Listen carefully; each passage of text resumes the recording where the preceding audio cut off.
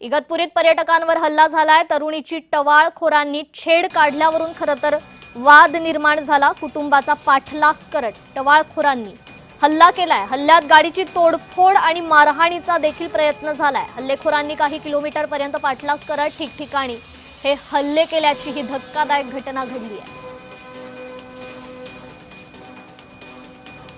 तर या प्रकरणी पोलिसांनी 2 जणांना आता ताब्यात घेतलेलं आहे। या संदर्भातील ही ताजी अपडेट येते। या प्रकरणी आता 2 जणांना पोलिसांनी ताब्यात घेतलेलं आहे। इगतपुरीत पर्यटकांवर हा हल्ला करण्यात आला, तर 2 टवाळखोरांना पोलिसांनी आता ताब्यात घेतल्याची माहिती आहे।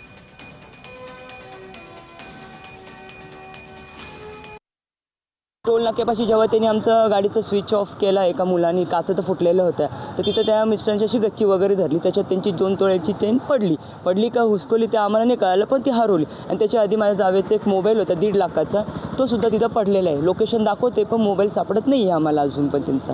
तर आता दोन्ही वस्तू साहेब बोलले, आम्ही हे सायबरना सांगून मोबाईलचं बघतो आणि ह्या लोकांकडून काय आम्हाला रिकव्हरी वसूल करायचं आम्ही आमचं पाहून घेऊ।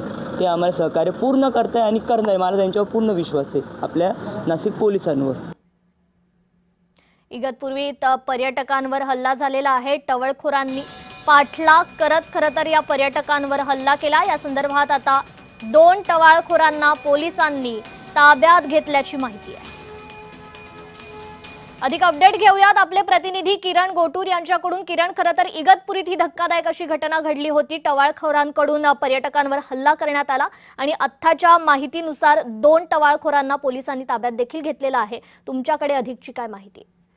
अतिशय धक्कादायक ही बातमी आहे। नाशिकमधलं भागवत कुटुंब आहे ते फिरण्यासाठी इगतपुरीच्या भावली जो धबधबा आहे, खरं तर या परिसरामध्ये गेलेले होते। तिथे काही टवाळखोरांनी या कुटुंबातील एका मुलीची छेड काढली आणि त्यानंतर हा सगळा वाद झाला। या स्थानिक टवाळखोरांनी या पर्यटकांच्या गाडीचं पाठलाग करून अगदी 8 ते 10 किलोमीटर पाठलाग करून गाडीवरती हल्ला केला आणि कुटुंबावरती जे हल्ला केला एक अशा पद्धतीचा आरोप आहे।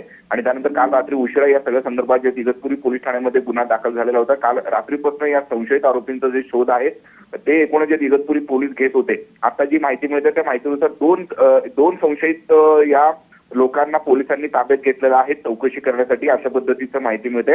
अजूनही जे मुख्य संशयित आरोपी आहेत ते फरार आहेत। काल रात्रीपासून पोलीस यांचा शोध घेत आहेत, पण आता जी तूर्त माहिती मिळते त्या माहितीनुसार 2 संशयित आरोपींना पोलिसांनी ताब्यात घेतलेलं आहे आणि या सगळ्या प्रकरणी चौकशीला वेग आल्याचं आता बघायला मिळत आहे। जी, निश्चितच किरण, धन्यवाद आपण दिलेल्या या अपडेट संदर्भात।